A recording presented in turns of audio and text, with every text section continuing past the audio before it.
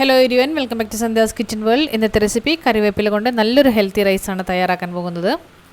അപ്പോൾ ഒരു പാൻ എടുത്ത് വയ്ക്കുക. അതിലേക്ക് 1 ടേബിൾ സ്പൂൺ ഓയിൽ, 1 ടീസ്പൂൺ ജീരകം, 1 ടേബിൾ സ്പൂൺ കടലപ്പരിപ്പ്, 1 ടേബിൾ സ്പൂൺ ഉഴുന്നുപരിപ്പ്, 1 ടീസ്പൂൺ കുരുമുളക്, 1 ടീസ്പൂൺ മല്ലി, 4-5 ഉണക്കമുളക് ചേർക്കുന്നുണ്ട്.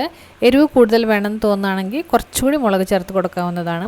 ഇനി ഇത് നന്നായിട്ട് വറുത്തെടുക്കണം. ലോ ഫ്ലെയിമിൽ വെച്ചിട്ട് വേണം ഇത് വറുത്തെടുക്കാൻ. ഇനി ഇതിലേക്ക് 4-5 വെളുത്തുള്ളിയുടെ അല്ലി ചേർത്ത് കൊടുക്കാം. കുറച്ച് പുളി ചേർത്ത് കൊടുക്കാം. 1/4 കപ്പ് കറിവേപ്പിൻ്റെ ഇല ചേർത്ത് കൊടുത്തിട്ട് നന്നായിട്ടൊന്ന് വറുത്തെടുക്കണം. കറിവേപ്പിൻ്റെ ഇല നന്നായി ക്രിസ്പി ആയിട്ട് കിട്ടുന്നത് വരെ ഒന്ന് വറുത്തെടുക്കാം നമുക്ക്.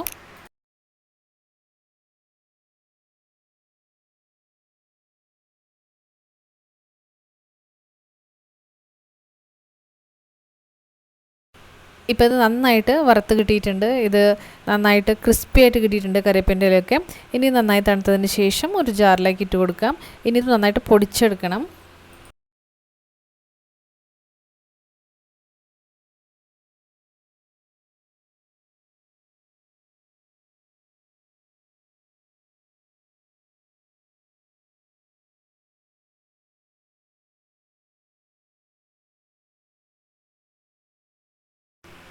അപ്പോൾ ഇത് പൊടിച്ചു കൊണ്ട് വന്നിട്ടുണ്ട്. അധികം നൈസായിട്ട് പൊടിക്കേണ്ട കാര്യമില്ല. കുറച്ച് തരിത്തരിപ്പോടെ പൊടിച്ചെടുത്താൽ മതി. അതേ പാനിൽ തന്നെ 2 ടേബിൾ സ്പൂൺ ഓയിൽ, 1 ടീസ്പൂൺ കടുക്, 1 ടീസ്പൂൺ ജീരകം, 1 ടീസ്പൂൺ ഉഴുന്നുപരിപ്പ്, 1 ടീസ്പൂൺ കടലപ്പരിപ്പ്, 2 ഉണക്കമുളക്, 1 ടേബിൾ സ്പൂൺ കപ്പലണ്ടി കൂടെ ചേർത്ത് കൊടുത്തിട്ട് നന്നായിട്ടൊന്ന് ഫ്രൈ ചെയ്ത് കൊടുക്കുക.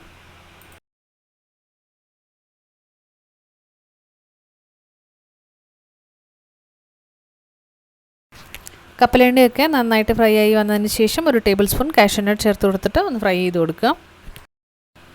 ഇതിലേക്ക് കുറച്ച് കറിവേപ്പിൻ്റെ ഇല കൂടിയും ചേർത്ത് കൊടുക്കാം നമുക്ക്.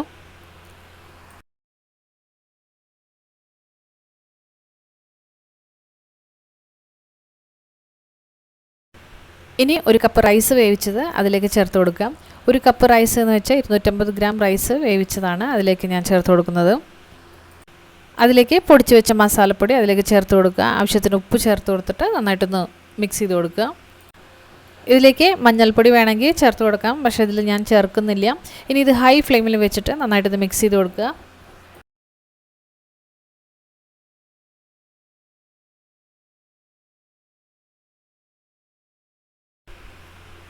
ഇനി കുറച്ച് മല്ലിയില ചേർത്ത് കൊടുക്കാം. ഇനി ഇതെല്ലാം കൂടിയിട്ട് നന്നായിട്ടൊന്ന് മിക്സ് ചെയ്ത് കൊടുക്കാം.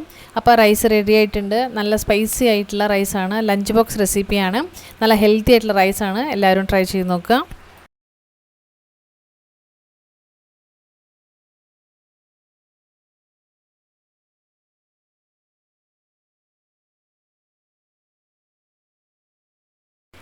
ഈ വീഡിയോ നിങ്ങൾക്ക് ഇഷ്ടമായെങ്കിൽ ലൈക്ക് ചെയ്യൂ, ഷെയർ ചെയ്യൂ, സബ്സ്ക്രൈബ് മറക്കാതെ ചെയ്യൂ. താങ്ക്